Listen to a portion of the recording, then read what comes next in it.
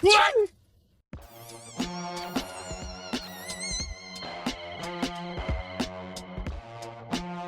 What? Alright, all my people, can I get a hello?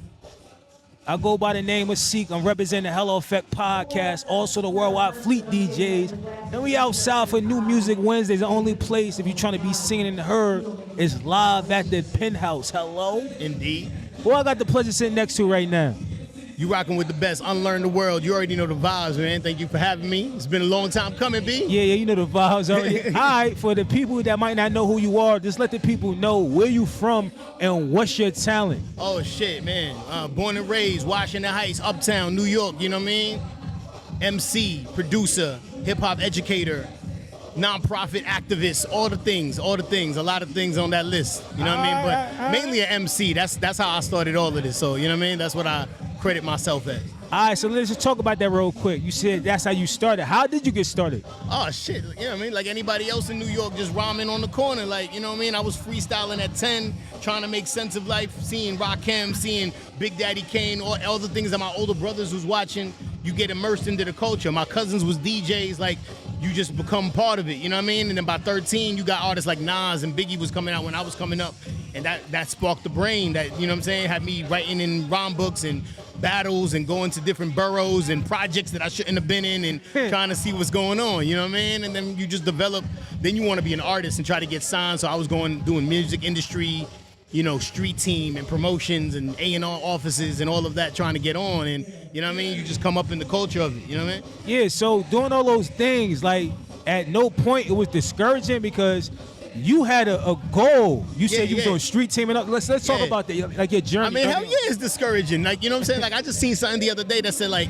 the industry doesn't break artists, it breaks nervous systems. You know what I'm saying? So you got to get used to the idea of not being recognized for your talent for a long time. You know what I'm saying? People not really checking for you, people just ignoring your talent. You could be bodying things on stage, they don't really care.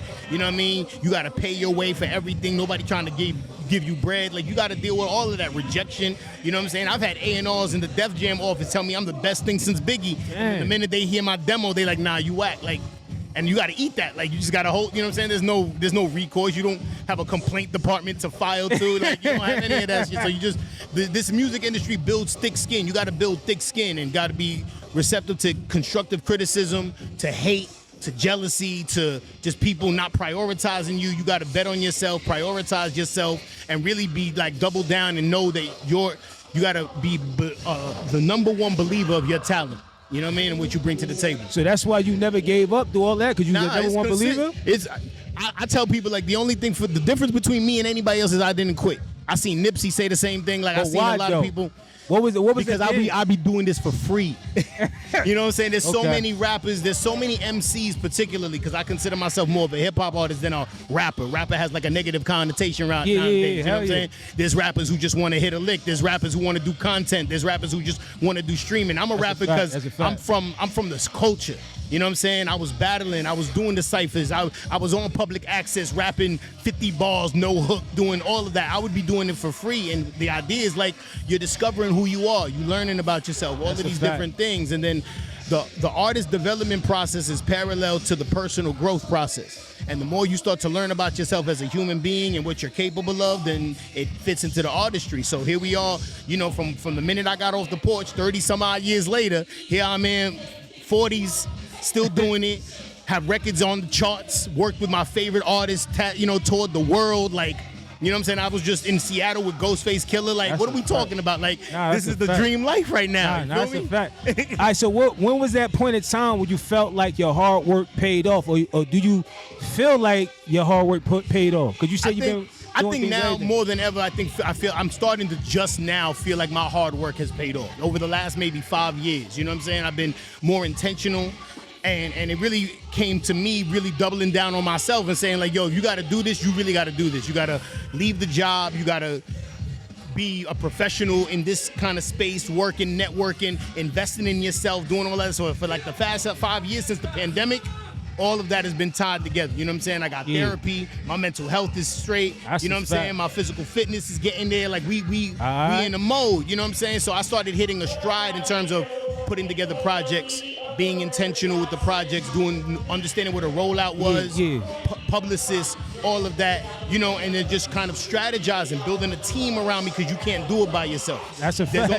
There's only a certain amount of places you can go, or there's a finite kind of limit to where you can go without having a team. So building a creative team, building a business team, building a business model. How am I going to make money off of this? I'd be rapping for free, but how are we going to find a way to make money? So all of these things kind of, so I feel like over the last 5 years with the last few projects I put out, I finally fine-tuned my formula.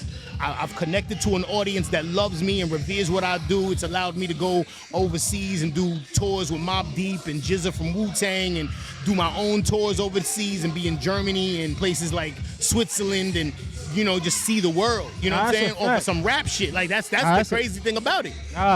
So what are you trying to give to your listeners as far as like your music? Oh man, like, I mean, everything. I just dropped the album like on Friday, Midnight Crysis, in your phone right now. Check it out. You can directly support me by going on Bandcamp, even all of those different platforms. But I'm giving them my entire experience in hip hop. You know what I'm saying? So that's over 30 some odd years of learning and having a hip hop IQ that is I don't think there's a lot of people in the industry, let alone up and coming rappers, who can compete with my level of IQ, because I was there. You know what I'm saying? Blog era, I was there. Golden era, I was there. Underground, Jiggy era, whatever you want to call it, I was there. I was either street team as a teenager, I was a kid trying to get on battle rapping, or I was an executive in some room, or I was an intern somewhere. I was there. So I use all of that experience to develop the craft that I'm doing, and the craft that I'm doing is real lyricism, but it's also real music. I make my own beats. I also produce, so I can look at things from a creative standpoint as to what can connect with an audience, but at the same time give people raw bars and all of that. So you're gonna get, you know, the rawness of being an MC. You're gonna get, you know, songwriting, really dope songwriting that can connect to emotions, all of that. You're gonna get an album experience, you know, and there's not a lot of artists that are focused on albums right now. Everybody trying to hit a lick with a song and get something popping viral on TikTok. I'm too old to be dancing on TikTok and doing any of that shit. So you getting real hip hop, cultural hip hop. You know what I'm saying? Like, I know what to sample, where to sample it, how it references it. You know what I'm saying? And I'm pulling from my lived experience. I'm pulling from the things my older brother was listening to. I'm pulling from the things that my sons is listening to. It's multi-generational. Now that's a fact. So let's talk about, you said you teach also? Yes, I do. Yeah. Let's talk about that for a little bit. So I do hip hop education work. I'm a what they call a hip hop educator, right? I run a nonprofit. I'm the executive director of a nonprofit called Hip Hop for Change. Okay. We go to schools, kindergarten through 12th grade. We teach about the foundational history of hip hop, how it got started. We talk about regional influences, like whether you're in the Bay Area, LA, Midwest, whatever the case is, how hip hop got to y'all front door. You know what I'm saying? And then from there, we expose kids to all the different creative elements. So that's DJing, beat making, graffiti writing, dancing, knowledge, all of these things. We're tying in themes of social justice. We're tying in themes of personal growth and wellness and mental health and all of this to really develop not only the artist, but the person.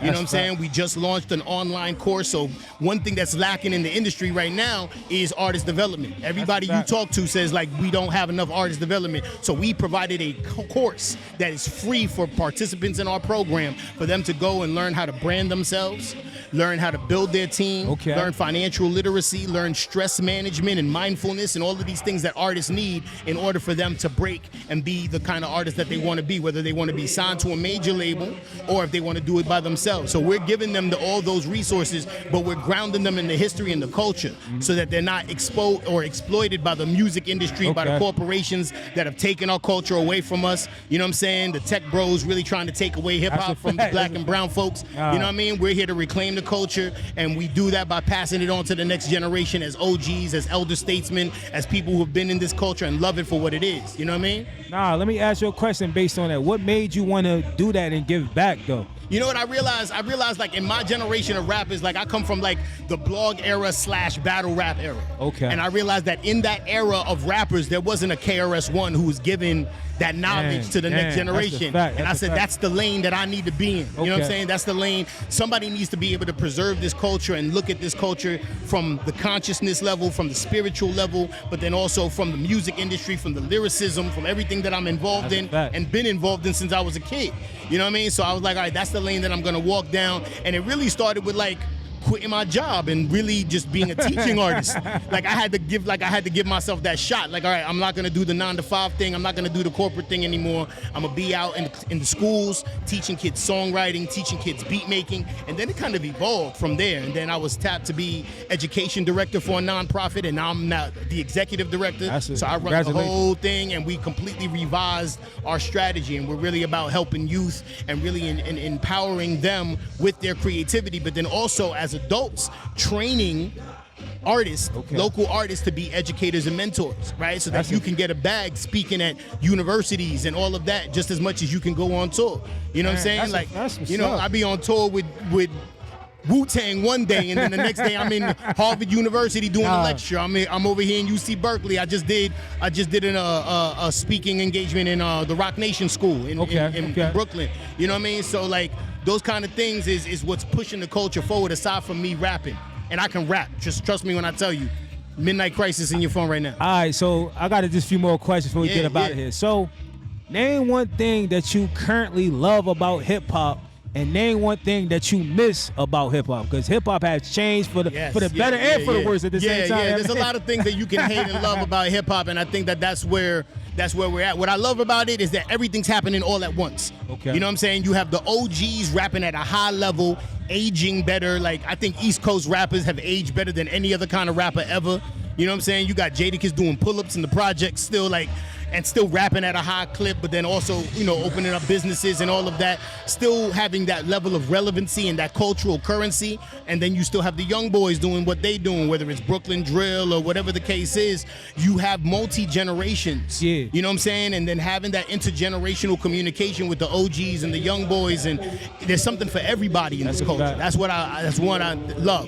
What I miss is the communal element of it. You know what I'm saying? Like, I think we've gotten to a point where everybody just want to stand on couches and look fly instead of like, yo, screw face and dancing and sweating and like, you know what I'm saying? Like, that was an era that people enjoyed, and that's what pushed the culture forward. That's what made us a worldwide movement. Is that I don't care what's going on outside. We're doing this to be safe and brave within ourselves. And then that's the energy that I think we need to bring that back. We need to bring more communal spaces. We need the ciphers. We need the rap battles. We need the in the park rapping. You know what I'm saying? We need that back, because that communal element of hip hop is what propelled it to be the billion-dollar industry that it is. And now we're allowing technology and tech companies and corporations to dictate what's hot in our culture.